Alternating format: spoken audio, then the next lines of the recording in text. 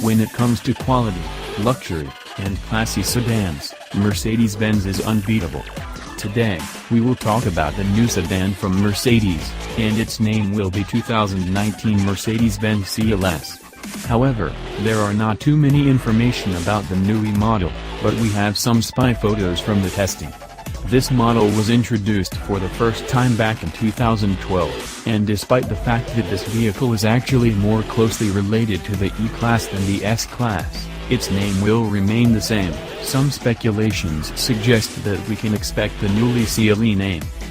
Engine and performance. For the United States market, new 2019 Mercedes CLS will be most likely equipped with a new turbocharged 3.0-liter inline-six engine. Above this engine, we can expect one stronger one, and the word is about the Mercedes-AMG developed twin-turbocharged 4.0-liter V8 engine.